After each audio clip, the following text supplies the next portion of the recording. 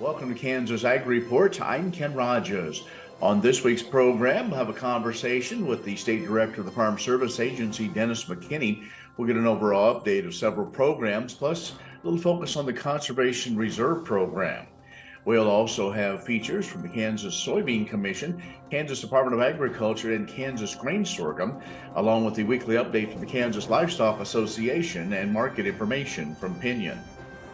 Kansas Ag Report brought to you in part by the Kansas Soybean Commission, the Soybean Checkoff, progress powered by Kansas farmers.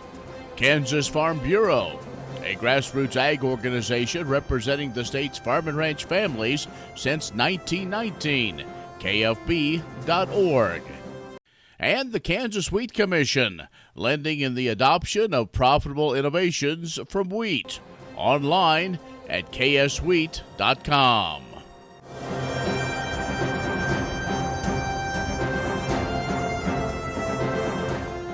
In agriculture news, the U.S. Grains Council 22-23 sorghum quality report for the fourth year in a row found that U.S. sorghum was, on average, graded above the necessary requirements for U.S. number 1 certification. Released just a few days ago, the report provides some international customers and other interested parties on the accurate, unbiased information about the 22-23 U.S. sorghum crop. Some 97 samples collected from 15 participating elevators and 1 participating farmer in the central and southern region of the U.S. The total sorghum damage came in at 0% in the aggregate, and broken kernel and form material only 1.4%. That was lower than last year's result and highlights the grain hardiness and how well it survives handling and storage. And additionally, the tannins were absent from sorghum samples for the fourth year in a row, and protein content averaged 11%. Now, if you don't know, Kansas is the number 1 producer of sorghum in the nation.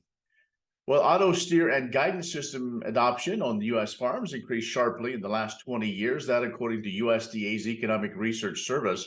Farmers indicate they use the technology on more than 50% of the acreage planted for corn, soybeans, winter wheat, and cotton as of 2019.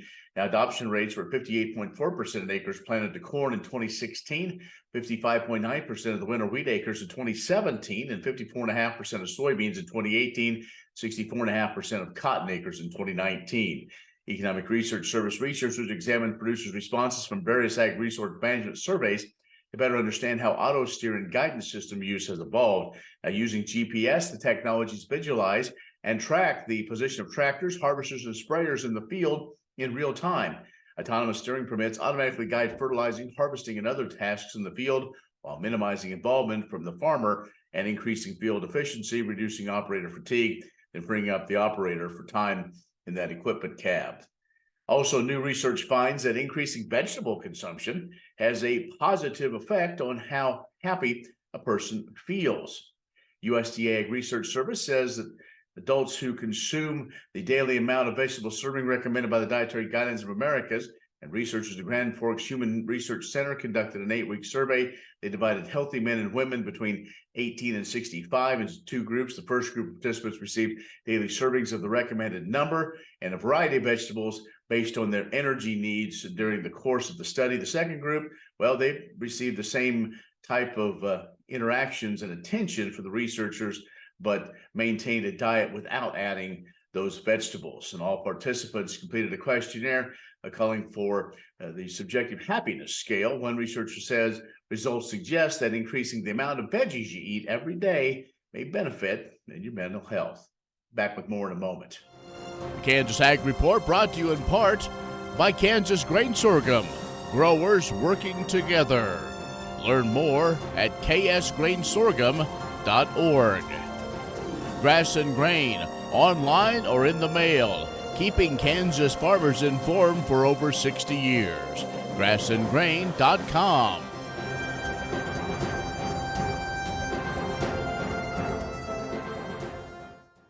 And joining us now is Dennis McKinney, who is the State Director for the Farm Service Agency here in Kansas. Hi, Dennis.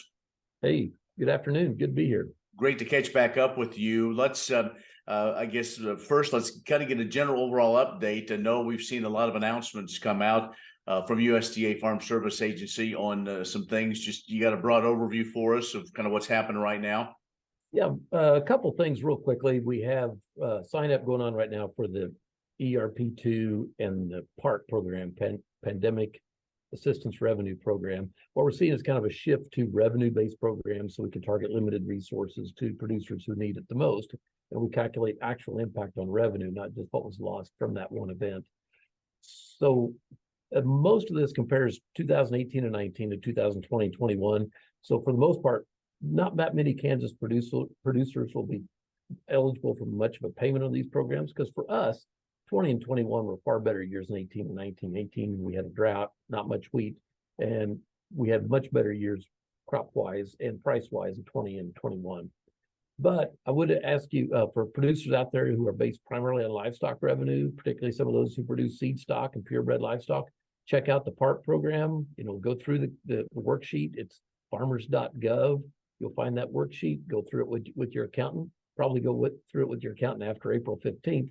But walk through it with your accountant and see if you do qualify and bring that into one of our FSA offices. But particularly for those people who are primarily livestock based, that produce the Pandemic Assistance Revenue Program may be of assistance to you because it recognizes livestock losses. But we are shifting to more revenue-based programs. Okay. Now we know we've at least made it through summer or through winter. We are in spring now, but still there's still some availability maybe for that the livestock forage program LFP, because boy, we're going to struggle until we can get Got the old drought monitor here. We watch it every week, almost every day.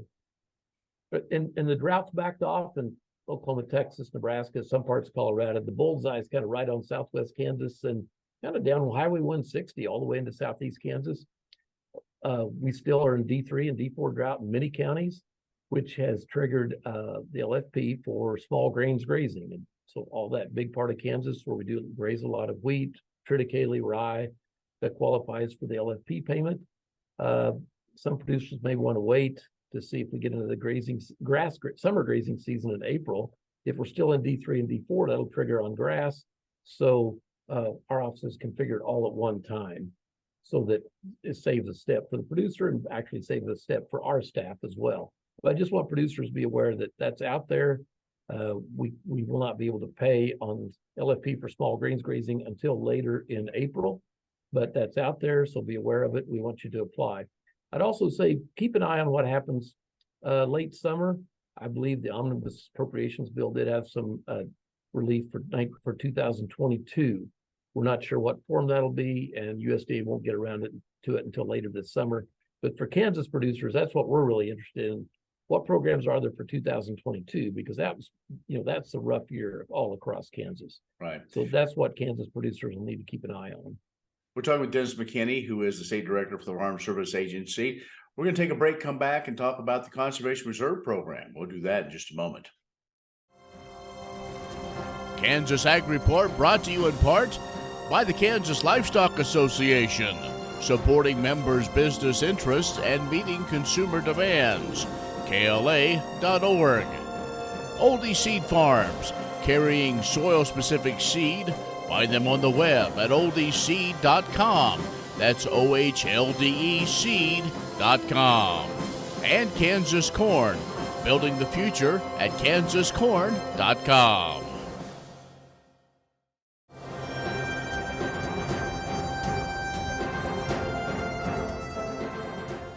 And our guest is Dennis McKinney, who is the state director for the Farm Service Agency here in Kansas. And Dennis, before we talk about the CRP program, also an announcement just a few days ago where the secretary said maybe some tweaks to the farm loan program as some of these farmers need some assistance. Yeah, there's a program came to the Inflation Reduction Act to provide some assistance to producers who are struggling to make payments on their farm loans with the FSA farm loan program. We'll be getting more guidance on that in the next few days to see, who actually will qualify for that, trying to target, resources to those who need it the most. A lot of our programs try to help producers manage risk, mitigate risk. Obviously, we should not remove all risk because then the capitalist system markets don't work like they should. But in agriculture, where we have a lot of weather risk and price risk, what we try to do is stabilize that system of family farms and help them manage some of that risk. And that's kind of what we're doing here at the Farm Loan Program. I'll also say we make direct loans, we do guaranteed loans, and we've shortened that application form from about 26 pages down to like 12 pages. So it's an easier process, I believe, than it used to be. All right. Now let's talk about the Conservation Reserve Program. We know the sign up is going on now for the next few days, and there's always that continuous with some other situations. But you just showed that drought monitor, and it looks like boy, we should almost all of Southwest Kansas should once again be qualified to be able to make this happen. But are we seeing some challenges? Yeah, we are, because of course we look at CRP as a program used mostly in Western Kansas, particularly in those old Dust Bowl counties where we have still have the photographs from the Dust Bowl. We're finding some problems with our erodibility indexes in this system. It's a new system, and we're finding quite a few lands in places like Seward County or Greeley County or Hamilton County, where we would expect it to all be eligible, are showing up as ineligible. So we're raising those concerns with our national office that highly erodible lands not getting calculated as highly erodible in Western Kansas, which is a problem. CRP sign up number 60, general CRP sign up number 60. We'll also have continuous CRP signups going on for some of those really critical, like waterfowl habitat and lesser prairie chicken habitat. Those will continue, but this sign up goes on until mid-April on general CRP sign up number 60. Makes me feel old because I participated in CRP sign up number 1. I remember those days quite well as well. All right, Dennis. So again, now folks want information about what we've talked about, maybe some situations of what qualifies, what may not, on if they want to sign up some ground for CRP. Farmers.gov, is that the best place to go? Farmers.gov is there. You can find a lot of information there. Just go into your local FSA service center. Our folks they love their producers, and they don't mind if you want to come in and ask questions. We have a really top deck team out there that provides public service and sets a standard for excellence in public service. Absolutely. That's probably the best way to do it. But I know they're all awful busy seemingly all the time, but maybe a good place to start is on the web, but absolutely go in and see your local service center. So Dennis, thanks a lot for joining us, giving us the update on what's happening, and let's stay in touch as we learn more. So thanks a lot. Hey, thank you. Dennis McKinney, Executive Director of the State Farm Service Agency, has joined us. We'll have more coming up in a moment. Imagine turning soybean oil, used cooking oils, and waste animal fats into fuel so amazing it drives U.S. jobs and our economy forward. Learn more about biodiesel at americasadvancedbiofuel.com. What if U.S. soybean meal were more than a commodity? If seed companies and the soybean checkoff built a better variety? That future is here. The time is now. To meet end-user demands, the Soybean Checkoff is investing in the compositional quality of soybeans, including meal.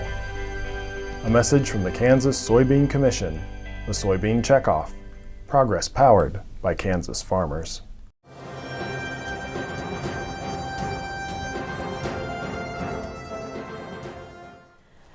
Think ahead to this summer, throwing a thick pork chop on the grill and brushing it with a savory glaze.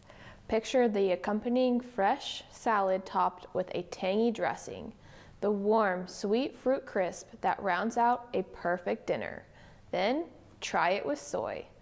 Throw some soy sauce in the glaze and see how it pairs with soy-fed pork. Sprinkle some edamame or black soybeans on the salad topped with dressing made from soybean vegetable oil. Soy flour and margarine bring together that delicious fruit crisp. You can find recipes just like these at www.kansassoybeans.org/recipes. April is National Soy Foods Month, so it's the perfect time to explore why experts recommend making soy part of a healthy diet. It's heart healthy for one, as soy protein can lower LDL cholesterol levels because it is low in saturated fat and high in polyunsaturated fat. Many components of soy aid in lowering blood pressure, improving cognitive function, and even protecting against some cancers, according to research conducted by the Soy Nutrition Institute.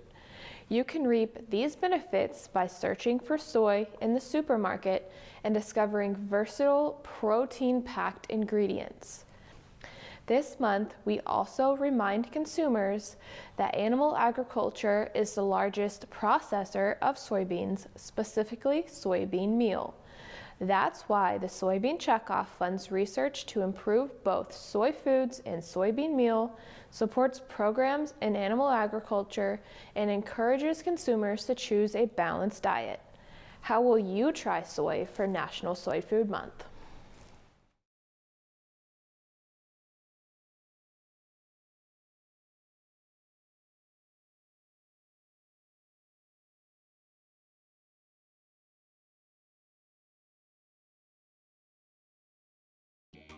The Kansas Wheat Innovation Center in Manhattan is rediscovering ways to get improved varieties and new genetics in the hands of farmers faster. Grower-led and checkoff-funded research initiatives are bringing about positive change. This grassroots leadership provides a strong voice in Topeka and Washington, D.C. Now is the time to partner with Kansas Wheat in moving wheat forward. Kansas Wheat Commission and Kansas Association of Wheat Growers.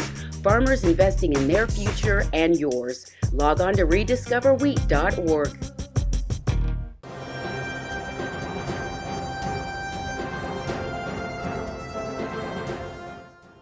At the Kansas Department of Agriculture, we're constantly working to improve our service to the agriculture industry across the state. One of the ways we've been working to make that service to you more efficient and effective is by expanding your access to online renewals. We know that you're busy in your farm operations, agribusinesses, food establishments, and other business efforts, and that paperwork just makes your work more difficult. So KDA programs across all of our divisions have expanded in recent years to allow you to submit your paperwork quickly and accurately through online systems using a variety of industry-supported vendors.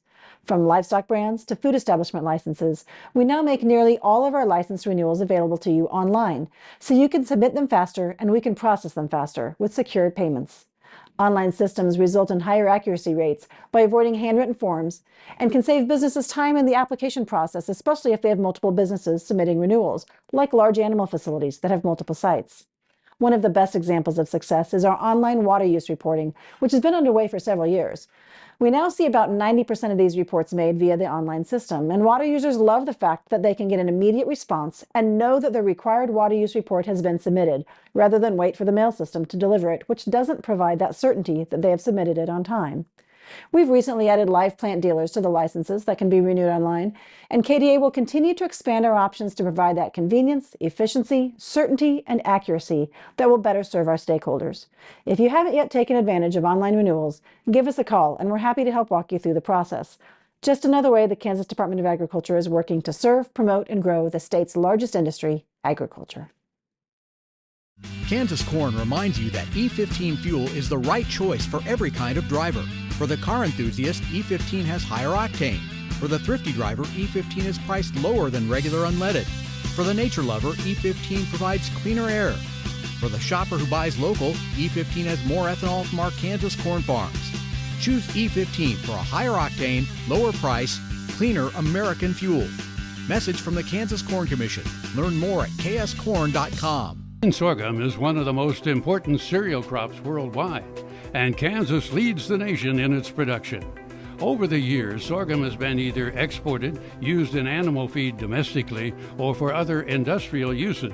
Recently, its use in the ethanol market has seen tremendous growth, with 30% of domestic sorghum typically going to ethanol production. Kansas Grain Sorghum is committed to sorghum research, market development, and education. Learn more at ksgrainsorghum.org.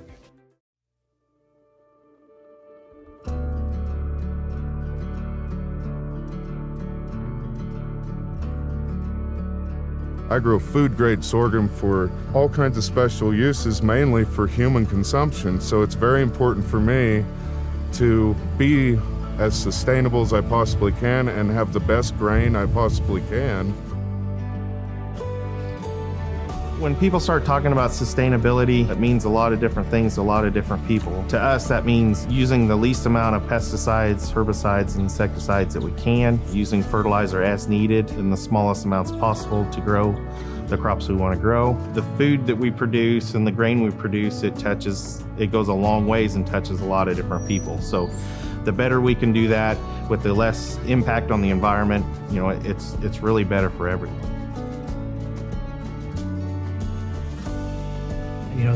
The big thing now is kind of the sustainability aspect of agriculture, but it's not a cookie cutter thing, because what I do, you go 20 miles from here and it's not going to work the same it's going to work here. The soil types are different, topography is different, even the climate's different enough. It's something you've just kind of got to have a general framework, develop and work towards the specifics for your particular operation. So western Kansas, we sit on top of a large area of water, like a lake, a pool, deep down in the ground. And for generations and years, we've depended on that to water the crops with irrigation or sprinkler systems to make those crops that needed water flourish. However, over time, that has continued to go down. So we're having to think outside the box. How do we work without that water system? Sorghum's root system works really well in that, as well as being able to produce a crop even when we don't have the moisture we desperately need. We want to leave this farm better than when we got here. It's important to us, and sorghum's a big part of that. It really helps us with winter and water erosion over the winter with the root structure it has, provides a lot of residue, also controls evaporation during the summer, and that the residue is really beneficial for the next crop. If we couldn't be sustainable, we wouldn't be farmers today. So for us, sustainability is just really second nature. We are going to give the land the best that we can because we want the very best off of it. It's also the sustainability of our livelihood, of generational farming, the ones that have done it for years and know the best way to produce the best crops. If I were to not have sorghum in my rotation, it would definitely flatten my production, my sustainability. Everything would just be flattened out. And sorghum, as well as it grows in western Kansas, I can't imagine taking it out of my rotation. Sorghum literally checks all the boxes. If you want to be sustainable, it works there. If you want to grow in a dry climate, it works there. If you want to grow in a not so dry climate, it works there. So it's so versatile, and especially where it can put back in. We're trying to figure out how to cut back on inputs, and sorghum itself inputs into the ground where other crops just take from. For us and our rotation and many others, sorghum is the resource conserving crop.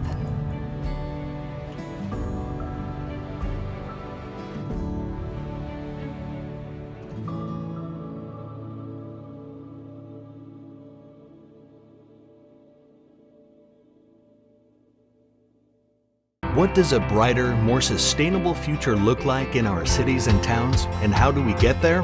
When New York needed an alternative fuel source to reduce carbon emissions, the city found what it needed in biodiesel made from U.S. soybean oil.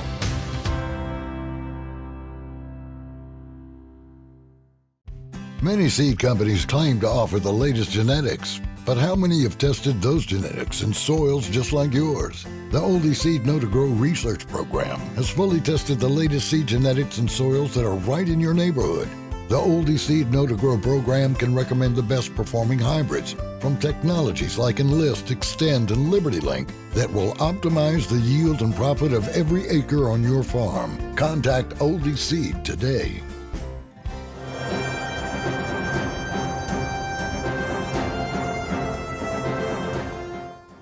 The prescribed burning season is underway, with ranchers and landowners using the practice to improve grazing distribution and decrease undesirable vegetation. In order to balance the use of prescribed fire in the Flint Hills with the need for clean air in downwind communities, those planning to burn should familiarize themselves with the smoke management plan. The success of this voluntary approach is important to preventing government regulation of burning. Tools accessible on ksfire.org and the KS Flint Hills Smoke Management page on Facebook can help make burn time decisions that minimize smoke impact on urban areas. Among key elements available for use are 2 forecast models on the website. The cumulative fire impact map predicts potential smoke contributions from each county to air quality in urban areas. The second model shows the direction and extent of the predicted smoke plume from single burns based on variables provided by the user. An animated map displays smoke movement over the next 48 hours based on burn location, number of acres, and the estimated fuel load. Weather conditions also are provided to evaluate the safety and effectiveness of a planned burn. Last year, nearly 2.1 million acres were burned in 17 Kansas counties, making up the Flint Hills. This was up from 1.9 million acres in 2021.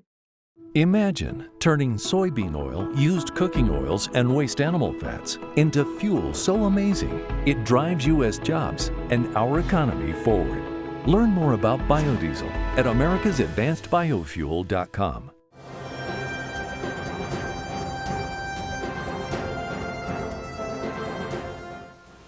Good day, Mitch Dewar here with Pinion Risk Management. The grain complex bounced back ahead of Friday's prospective plantings and quarterly stocks report. Corn and wheat had been consolidating after pushing to new lows for the move, while soybeans had more of a V-bottom formation on the chart. Some of the bounce had to do with repositioning ahead of the report, along with some technical and bullish fundamentals. As of Wednesday, March 29th, there had been 13 daily flash sales on corn since March 6th. Most of them being purchased from China. A large concern looming over the corn market had been the poor demand and outlook moving forward. Soybean bears continued to pound their chest as the market sold off with a large crop coming out of Brazil and the financial concern in the banking sector. Soybean crush capacity expansion remains a large topic in the soybean complex. High interest rates, along with an uncertain economic future, has the market losing optimism that all crush capacity gets completed. The banking crisis also put fear into multiple markets, including the energy and livestock sectors. In the past few weeks, the cattle market took some profits after what seemed like a market that couldn't be stopped. The cattle market will continue to keep a close eye on economic health and consumer protein buying habits. To talk about the markets, give us a call at 888-452-8731. I'm Mitch Dewar with Pinion Risk Management. That's our show this week. Be social with us at KansasAgReport.net or our social media channels. I'm Ken Rogers. We'll see you next week on the Kansas Ag Report. Kansas Corn reminds you that E15 fuel is the right choice for every kind of driver. For the car enthusiast, E15 has higher octane. For the thrifty driver, E15 is priced lower than regular unleaded. For the nature lover, E15 provides cleaner air. For the shopper who buys local, E15 has more ethanol from our Kansas corn farms. Choose E15 for a higher octane, lower price, cleaner American fuel. Message from the Kansas Corn Commission. Learn more at kscorn.com.